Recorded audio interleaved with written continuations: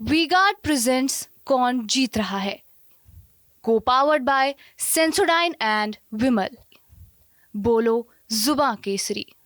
घमंड टाइप अपन कह सकते हैं कि घमंड टाइप उनके अंदर आ गया था, क्योंकि जब छतरानियों के ऊपर, अस्मिता के ऊपर अगर गाड़ी दी जाती है तो क्या क्षत्रिय पीछे हैं? तो सब क्षत्रियों ने मिल करके अब की बार भाजपा सरकार को उनके घमंड का मतलब तोड़ दिखाया है। राजपूत समाज उन लोगों के विरोध में था जो घमंड करके, जो कभी बहन बेटियों को गाड़ी देते हैं, कभी हमारे क्षत्रियों को। जो राजस्थान में श्री राष्ट्रीय राजपूत करनी सेना के राष्ट्रीय अध्यक्ष सुखदेव सिंह गोगामेडी, जिनकी दिन दहाड़े घर में घुसकर गोली से हत्या कर दी जाती है, उसके बाद पूरे राजस्थान में विरोध देखने को मिलता है। राजपूत समाज से लगाकर सर्व समाज विरोध में सड़कों पर उतर जाता है। उसके बाद कहीं की जो उनकी पत्नी है वह भी न्याय यात्रा निकालती है।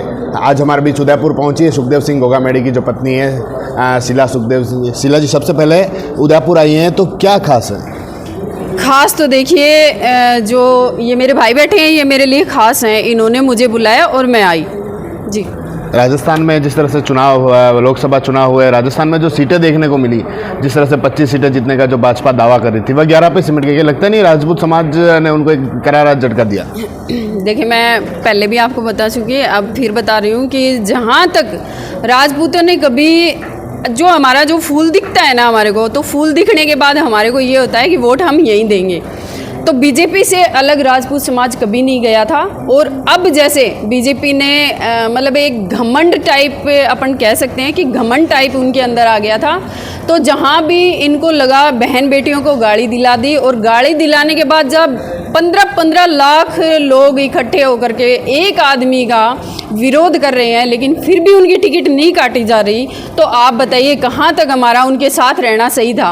क्योंकि जब छतरानियों के ऊपर, अस्मिता के ऊपर अगर गाड़ी दी जाती है तो क्या क्षत्रिय पीछे हैं? तो सब क्षत्रियों ने मिल करके अब की बार भाजपा सरकार को उनके घमंड का मतलब तोड़ दिखाया है। घमंड टूटा तो नहीं अभी, लेकिन तोड़ दिखाया है कि आगे भी अगर ऐसा होता है तो देखो बक्सा तो नहीं जाएगा। ये नहीं, राजस्थान में कई ऐसी सीटें हैं जिन पर राजपूतों ने अच्छी वोटों से जीत हासिल की है और राजपूत समाज के लोग उनके साथ लगे थे।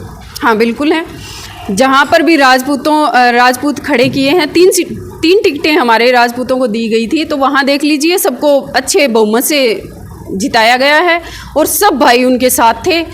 एक राजपूत नहीं, सर्व समाज के भाई बहन उनके साथ थे और आगे भी रहेंगे। अगर हमारी सुनेगी सरकार तो हम आगे भी रहेंगे, हमें कोई दिक्कत नहीं है। फिर विरोध में किसके थे राजपूत समाज? राजपूत समाज उन लोगों के विरोध में था जो घमंड करके, जो कभी बहन बेटियों को गाड़ी देते हैं, कभी हमारे क्षत्रियों को, जो महापुरुष हमारे मतलब जो महापुरुष हैं उनको गाड़ी देते हैं। हम उनके खिलाफत में हैं, आज भी हैं, नहीं रहेंगे हम पीछे, क्योंकि हमें जो गाड़ी देगा ना उसको हम बख्शेंगे तो नहीं।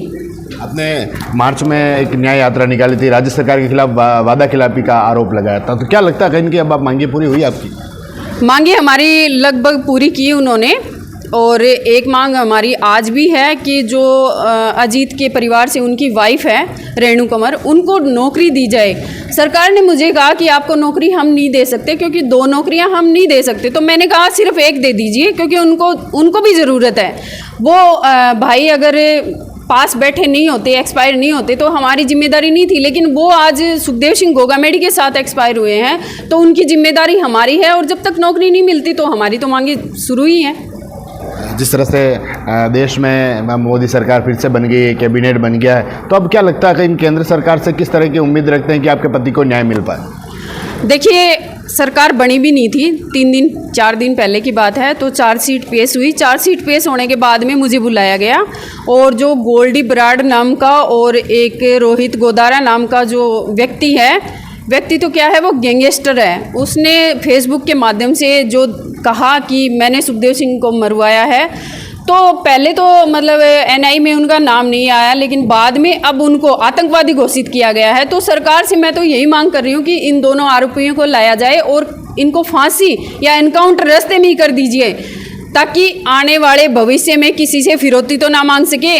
सुखदेव सिंह गोगामेडी का क्या दोष था, आप बताइए? उन्होंने क्या किया कि जैसे जिसको भी फिरौती के लिए धमकाया गया, डराया गया, तो सुखदेव सिंह गोगामेडी ने एक बात कही कि आप डरिए मत, आप मेरे पास आइए, जो भी आपको धमकी देता है और देता है मैं अपने आप देख लूँगा।